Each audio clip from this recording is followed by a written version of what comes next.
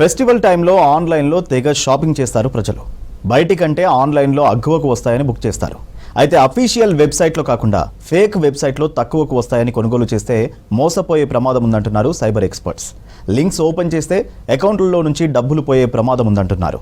తప్పనిసరిగా ఆన్లైన్ షాపింగ్లో జాగ్రత్తలు తీసుకోవాలని సూచిస్తున్నారు.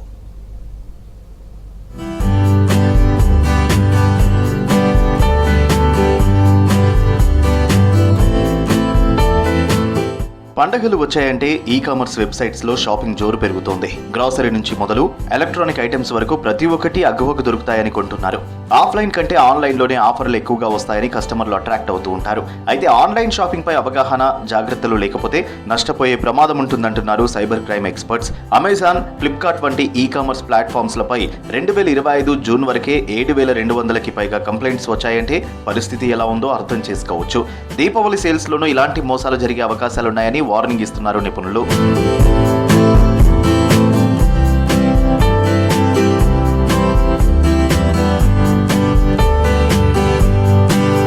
ఈ కామర్స్ ప్లాట్ఫామ్స్ లో వివిధ రూపాల్లో మోసాలు జరుగుతున్నాయి. ఒకటి ఆర్డర్ చేస్తే మరొకటి రావడం, లేదంటే డూప్లికేట్ వస్తువులతో కస్టమర్లు నష్టపోతున్నారు.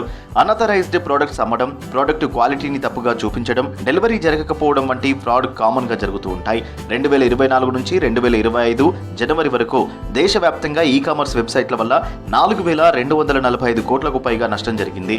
2025లో ఈ మొత్తం 20,000 కోట్లకు చేరుకుంటుందని నిపుణులు అంచనా వేస్తున్నారు.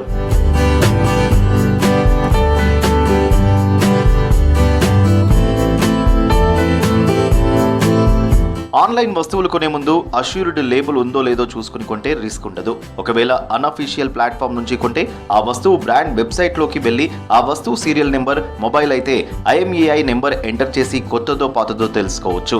అందులో ఎప్పుడు మ్యానుఫ్యాక్చర్ అయ్యింది, ఎప్పుడు యాక్టివ్ అయ్యింది, బ్యాటరీ ఎంత యూజ్ అయ్యింది అన్న విషయాలను కూడా తెలుసుకోవచ్చు.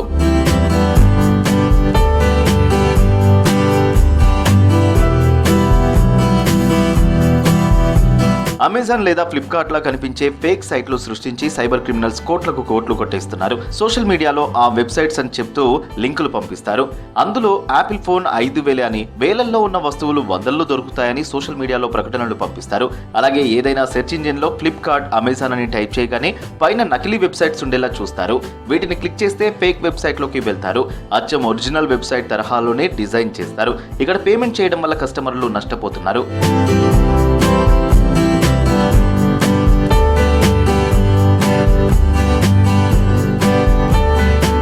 మోసగాళ్లు కస్టమర్లకు తక్కువ ధరకు ప్రొడక్ట్స్ ఇస్తున్నామని ఫేక్ ఈమెయిల్స్, SMS లు పంపుతారు. ఇలాంటి మోసాలకు ఎక్కువగా Dasara, Deepavali, Sankranti, republic day, independence day వంటి సీజన్ను ఎంచుకుంటారు.